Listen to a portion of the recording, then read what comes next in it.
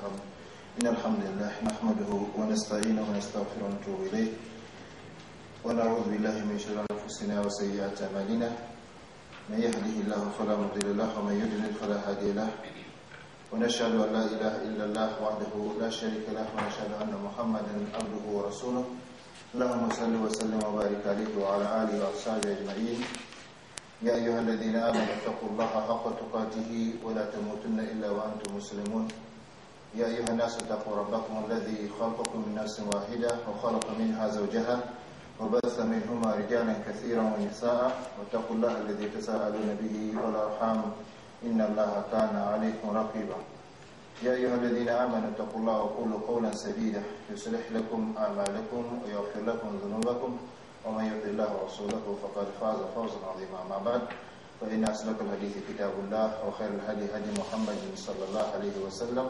وشر الأمور محدثاتها وكل محدثة بدعة وكل بدعة ضلالة وكل ضلالة في النار. أما بعد السلام عليكم ورحمة الله تعالى وبركاته.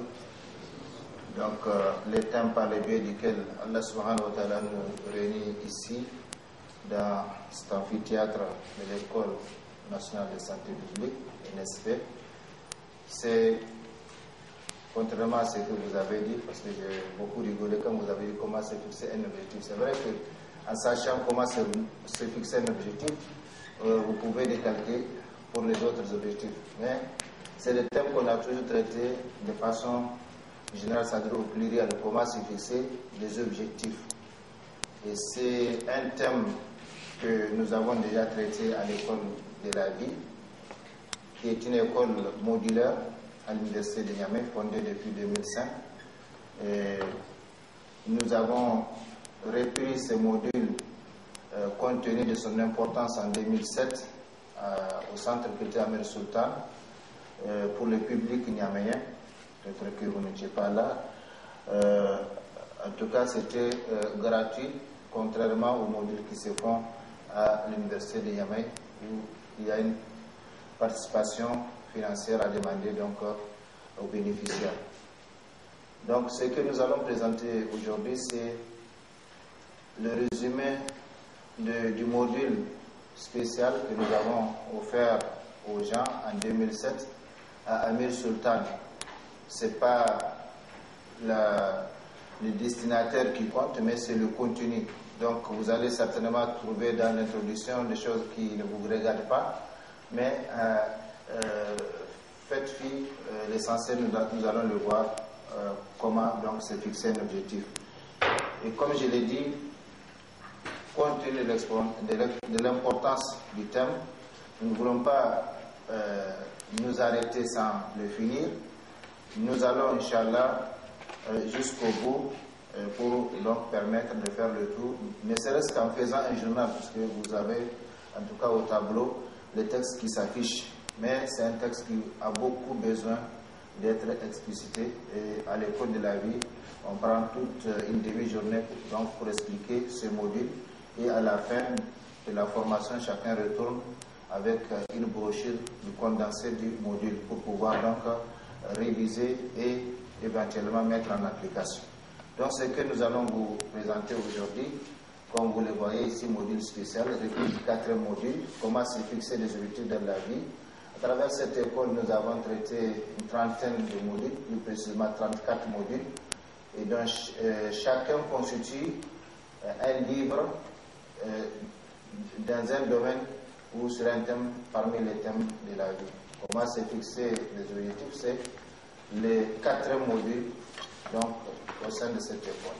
Comment se fixer des objectifs de la vie, c'est, comme vous le voyez, en janvier 2007. Et c'était donc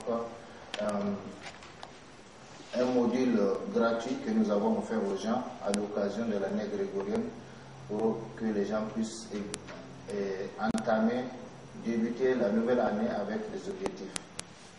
Comme d'habitude, je l'ai dit et je le répète, vous méritez aussi qu'on vous remercie pour votre participation à ce module.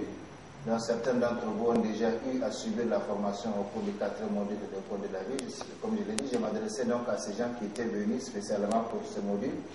Et si parmi vous, il y a des gens qui ont eu la chance soit de suivre la formation à l'école de la vie à l'université de Niamey ou à Amir Sultan, eh bien, la répétition, je ne pense pas qu'elle soit nuisible. Cette participation, qu'elle soit nouvelle ou renouvelée, dénote un certain intérêt de votre part, car par cette participation, vous exprimez un désir profond et sincère de faire ou de devenir quelque chose de distingué dans la vie. Et ce que nous allons mettre en exergue, Inch'Allah, parce que quand on a des objectifs, eh bien, ces objectifs nous permettent d'être, Inch'Allah, quelque chose de distingué. Sachez que vous venez de faire un grand pas dans la voie du développement personnel, de l'affirmation de soi et de la particularisation par rapport aux autres, comme on dit, c'est le premier pas qui coûte cher. Et j'ajouterai que c'est le premier pas qui est aussi difficile. Nous allons voir que beaucoup d'entre nous ont mille et une idées dans la tête, mais il ne suffit pas d'avoir des idées dans la tête, il faut les avoir sur le terrain, donc devant soi. C'est le concret qui fait la différence. C'est le concret qui fait la différence et non l'abstrait. Donc, nous avons tous des objectifs plus ou moins formulés dans nos têtes, mais nous allons voir, Inch'Allah, qu'est-ce qu'un objectif, comment le fixer et comment l'atteindre ou comment le réaliser. Donc, c'est le premier pas qui coûte cher et ce premier pas, vous venez de la franchir, vous venez de le faire, savoir, en prenant la décision de venir ici, cette difficulté du premier pas s'observe dans tous les domaines de la vie et devient plus accentuée dans le domaine du développement personnel à cause du fait que ce dernier fait appel à des forces, des capacités, des potentialités, des pouvoirs qui sont le plus souvent ignorés de l'homme alors même qu'il se trouve en lui.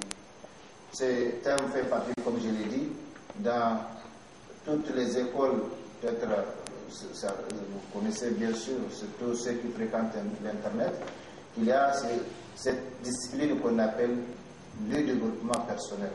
Et tout récemment, pour ceux qui nous consultent sur Facebook, j'ai publié un site qui a fait un classement mondial de coachs internationaux. Et donc, dans le développement personnel, dans le sport, comme vous connaissez, un coach, c'est un leader donc, qui incite un public ou une personne donc, à se réaliser, qui l'aide à se réaliser par un accompagnement psychologique.